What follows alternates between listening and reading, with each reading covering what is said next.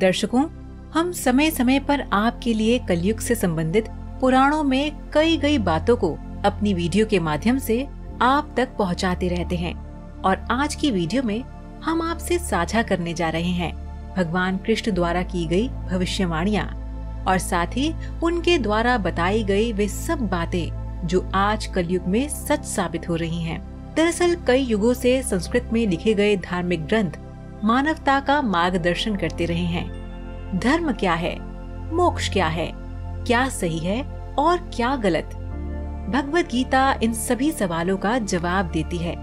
इस शास्त्र के अंतिम अध्याय में कलयुग के बारे में कुछ भविष्यवाणियां की गई हैं। हालांकि ये भविष्यवाणियां 5000 साल पहले भगवान कृष्ण ने की थी, लेकिन आज ये सभी भविष्यवाणियां सच हो रही हैं।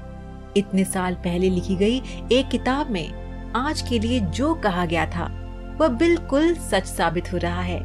इसमें पृथ्वी के अंत से संबंधित कई चौंकाने वाली भविष्यवाणियां हैं। तो आइए आज की वीडियो में हम इसके बारे में विस्तार से जानते हैं। स्वागत है दोस्तों आपका हमारे चैनल समय चक्र में।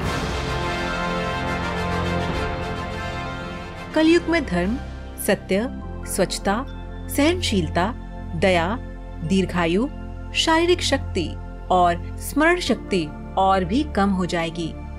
कलयुग में व्यक्ति का मूल्यांकन उसके धन के आधार पर ही होगा और आज ठीक वैसे ही हो रहा है।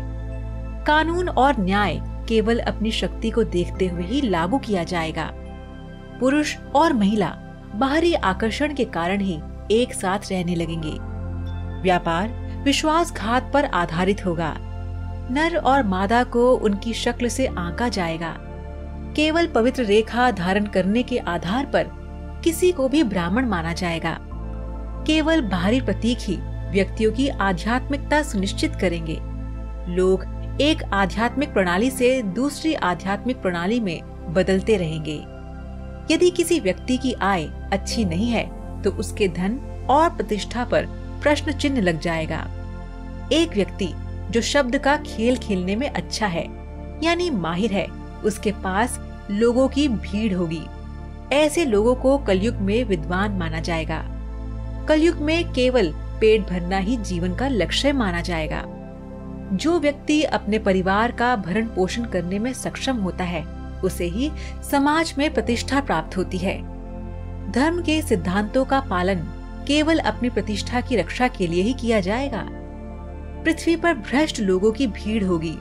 औसत व्यक्ति विभिन्न प्रकार के करों से परेशान होकर घास, पत्ते, शहद, फल खाने लगेगा। सूखे का असर आम आदमी की हालत पर पड़ेगा। कलयुग में मनुष्य की औसत आयु अधिकतम 60 वर्ष तक पहुंच जाएगी।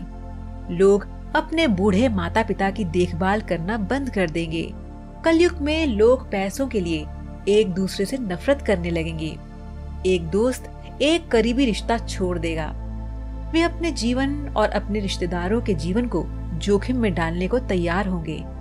असभ्य लोग भगवान के नाम पर पवित्र होने का नाटक करेंगे और भिक्षुओं के रूप में कपड़े पहनकर जीवन यापन करेंगे। जिन लोगों को धर्म का ज्ञान नहीं है वे धार्मिक सिद्धांतों के बारे में बात करने और बड़े पर्दे पर बैठने का नाटक करेंगे। जब गायें दूध देना बंद कर देंगी तो उन्हें छोड़ दिया जाएगा। इन बातों के साथ ही जो भविष्यवाणियां हुई हैं वो ये हैं। भ्रूण को उसके माँ के गर्भ में ही मार दिया जाएगा। लोग बुरे विचारों को प्राथमिकता देने लगेंगे।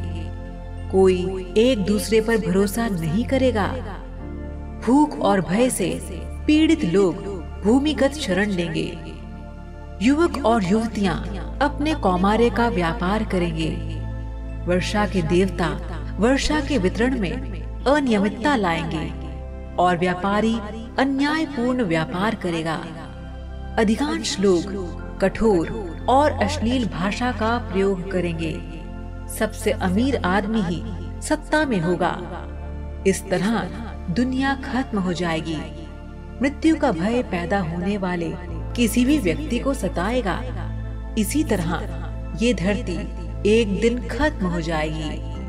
विष्णु पुराण के अनुसार दुनिया के विनाश का पहला सिद्धांत ये विनाश दक्षिण महासागर के पानी के नीचे से एक विस्फोट के कारण होगा। उससे पहले भयंकर अकाल पड़ेगा। नदियां, समुद्र और भूजल सूख जाएंगे। 12 सूरज सारे समुद्र को सुखा देंगे। सारा पानी सूख जाने के बाद सूर्य तीनों लोगों को राख में बदल देगा। पृथ्वी ढाल के समान कठोर हो जाएगी। विष्णु पुराण के अनुसार विनाश का एक और सिद्धांत, जमीन के नीचे सांपों के मुंह से आग निकलेगी, जो पहले रसातल और फिर धरती की सतह को जला देगा। समस्त वातावरण गर्म हो जाएगा। तेज आवाज के साथ ही आग लग जाएगी। कीड़े और सभी चीजें नष्ट हो जाएंगे। भगवान विष्णु के मुख से वही श्वास लेने पर एक बादल उत्पन्न होगा जो बहुत अधिक शोर करेगा। हाथियों के झुंड की नाई बादल आकाश में इकट्ठा होंगे। समस्त संसार में अंधकार छा जाएगा और पृथ्वी एक विशाल महासागर के समान हो जाएगी। तो दर्शकों, आज का सवाल आपके लिए ये है कि क्या आप बता सकते हैं कि कलयुग में कल्कि भगवान का जन्म कौन से स्थान पर होगा? आप इसका जवाब हमें नीचे कमेंट बॉक्स में दीजिए। हमें आपके जवाब का इंतजार रहेगा।